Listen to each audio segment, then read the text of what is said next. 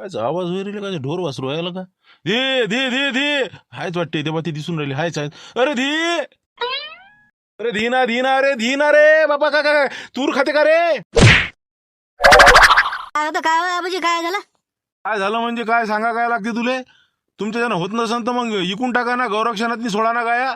मग इकडे लोकांच्या वावरायनं तुरा खाऊ राहिल्या, हरभरे आहे ना, गव आहे ना, तुळण करू राहिल्या. समजून नाही राहिलं का काही? काही त्याची सोय लावा का नाही? त्याला काही काही करायला नाही पाहिजे का? म्हणजे झालं काय नेमकं? माझ्या गायनं नुकसान केलं का? कोणाच्या वारात घुसली होती का माहिती काय? किती नुकसान केलं माहिती आहे का तुला तुरीचं?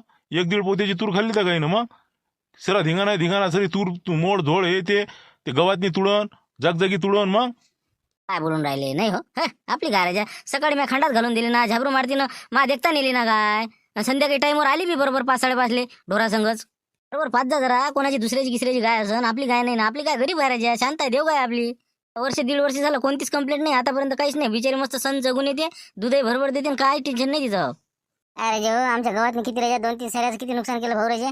कसं बटीने केला होता राजा तुम्ही. राजा ती पाहणं पाहते गायले काही ना काहीतरी लोणं फोडणं बांधा राजा तुम्ही. ती सोयला तिला ठाणबंदी करा ना घरी. गावातल्या 100 लोकांच्या वावरातल्या तुरी खाल्ल्या का माझ्याच गायने खाल्ल्या का? अरे लय लोकांच्या गाई मोकाट आहेत, माई गाय मोकाटच नाही जात. दाखवून द्या असं तुमच्या हिंमत तर दाखवून द्या, पकडून आणून दाखवा. अरे वा पकडत होतो ना इकडे, आम्हाला थंडगार केलं त्या गायनं.